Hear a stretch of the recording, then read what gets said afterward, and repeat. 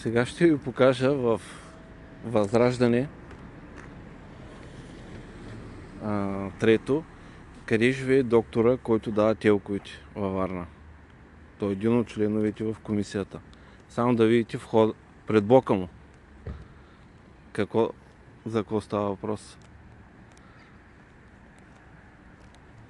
Вижте сега тук. Инвалид. 2 места.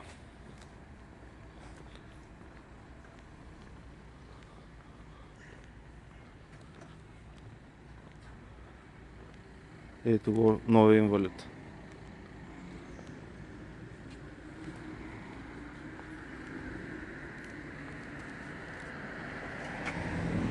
Извиняй да те попитам, тук така мисля, че в този блок живееше един доктор, който е в комисията по телковите. Там третия вход, мисля, че беше. Не знам кой е бил в комисията по телковите. Имаше тук в трети вход, той не живее, той живее до Спартак вече. Игрище Спартак. Ага. Ама той вече не живее тук. Не живее тук. Този, който в трети вход беше, не живее тук. За друг не мога да ви кажа. Добре, мерси.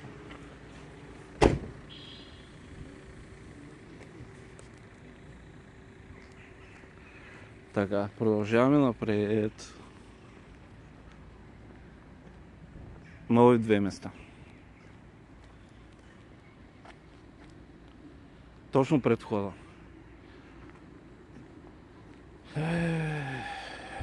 Продължаваме напред.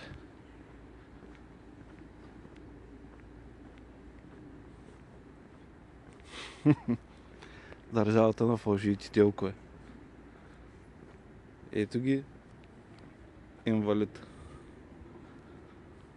Аз не знам колко станаха до тук.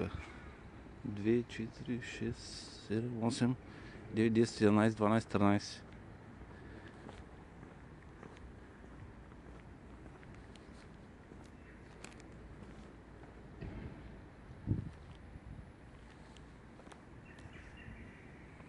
Още 2 места.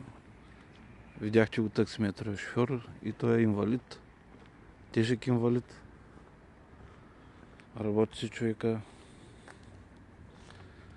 Ето го точно пред входа. Още един. Тежък инвалид. 1, 2, 3.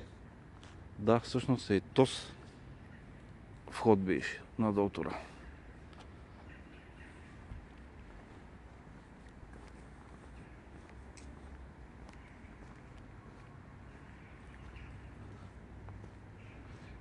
И това са още 2 места.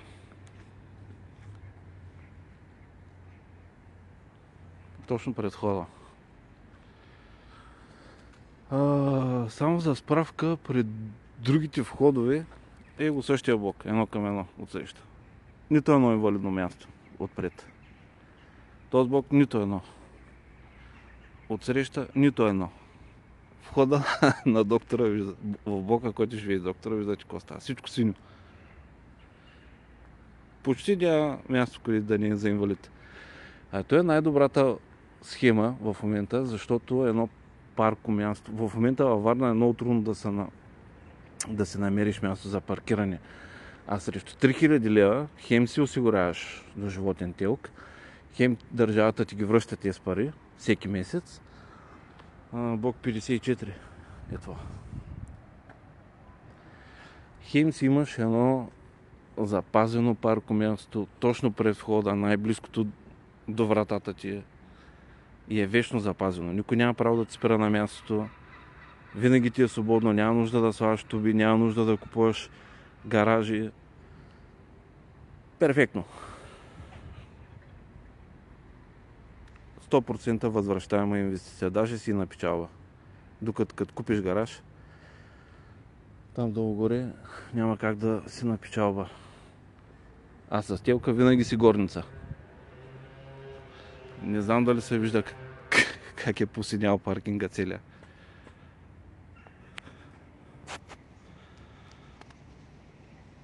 Синьо. По По едно, по две, по едно, по две. Сега, нали, като сте няколко члена семейството, имате няколко коли, нормално е да си вземеш два инвалида. Две места. Браво. Браво.